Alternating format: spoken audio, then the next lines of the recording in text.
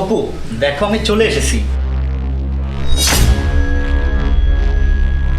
কিন্তু এসব কি অপু?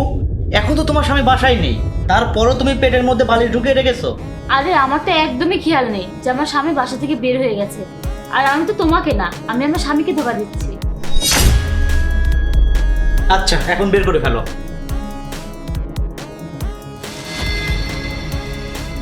তুমি জানো এই বালিশ পেটে বেঁধে রাখতে রাখতে আমি বিরক্ত হয়ে গেছি। রোজ আমাকে কিভাবে প্রেগনেন্ট হওয়ার নাটক করতে হয়, আর কতদিন এরকম করব? আরে অপু তুমি বুঝতে পারছো না কেন?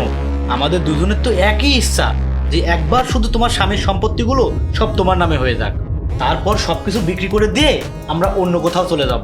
হ্যাঁ, তুমি খুব ভালো প্ল্যান করেছো। যতদিন না জাহিদের টাকা পয়সা সম্পত্তি আমরা পাচ্ছি, ততদিন না আমাদের এরকম নাটক করতেই হবে। আচ্ছা অপু, আমি যা বলছিলাম, যতক্ষণ তোমার স্বামী না আসে ততক্ষণ তো আমরা দুজন একটু আনন্দ ফুর্তি মौज মাস্তি করতে পারি, তাই না? হ্যাঁ করতেই পারি, কিন্তু আমার স্বামী যে কোনো সময় চলে আসতে পারে। তার থেকে ভালো আমরা বসেই গল্প গুজব করি। তুমি আমার প্রেমিক না হয়ে আমার স্বামীর ফ্রেন্ড হিসেবে আমার বাসায় এসেছো, এরকম ভাব নিয়ে থাকবে। কারণ হঠাৎ করে যদি জাহিদ চলে আসে, তাহলে আমি বলবো তুমি আমাদের সাথে দেখা করতে এসেছো। আচ্ছা আচ্ছা ঠিক আছে, আমি বুঝতে পেরেছি। তুমি এক কাজ করো, তাড়াতাড়ি এই বালিশটা তোমার পেটে ঢুকে নাও। ও হ্যাঁ হ্যাঁ, আমি এখন নিচ্ছি, আমি তো ভুলে গিয়েছিলাম। এখন তো ঠিক আছে তাই না? হ্যাঁ হ্যাঁ একদম পারফেক্ট আছে। আর শোনো, আমার স্বামী যদি হঠাৎ করে চলে আসে, তাহলে তুমি বলবে যে তুমি এদিক দিয়ে যাচ্ছিলে আর আমাদের সাথে দেখা করতে এসেছো। ভুল হয় না জানো? আরে না না, ভুল হবে না, তুমি একদম চিন্তা করো না।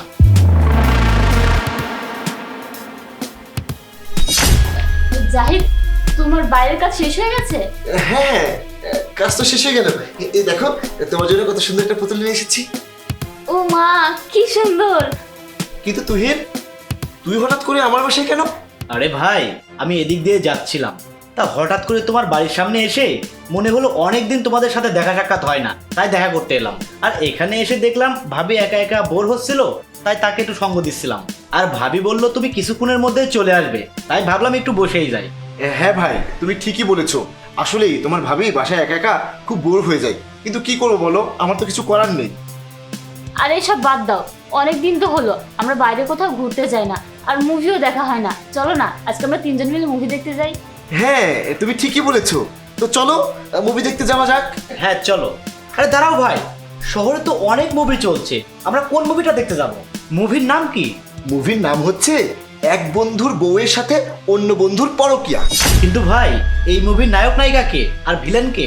আপাতত মনে করো ওই মুভি হিরো হচ্ছে আমি, ভিলেন হচ্ছে তুমি, আর হিরোইন হচ্ছে তোমার ভাবি। আরে বাহ, দারুণ তো। মানে জাহিদ, তুমি কি বলতে চাচ্ছ একটু ক্লিয়ার করে বলো তো। কি বলতে চাচ্ছি শুনবে? আসলে আমি এটাই বলতে চাচ্ছি যে তোমরা দুজনে কিছুক্ষণ আগে এখানে বসে যেসব কথাবার্তা বলছিলে, সব কথা আমি শুনেছি।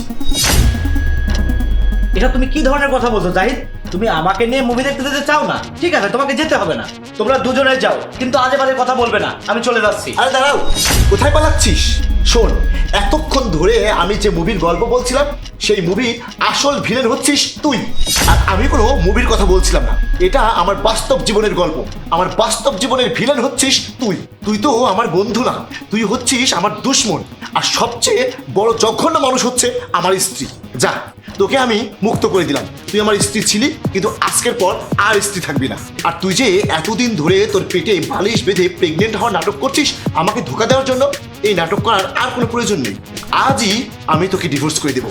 তুই তোর এই নতুন প্রেমিকের সাথে করে সুখী হোস। তোরা দুজনই এই মুহূর্তে আমার বাসা থেকে চলে যাবি, বুঝতে পেরেছিস? আমি যেন আর কোনো দিন তোর মুখ না দেখি। একটু বস, আমি আজই তোকে ডিভোর্স দেবো, আর ডিভোর্সের বন্দোবস্তটা আজই করব। আমি দেনমোহর টাকাগুলো নিয়ে আসছি।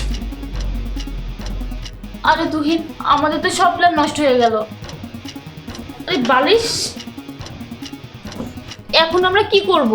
আরে অপু, আমি তো কোটিপতি হওয়ার চেষ্টা করেছিলাম, আর এখন তো জিরোপতি হয়ে গেলাম। এখন আমাদের চলবে কিভাবে?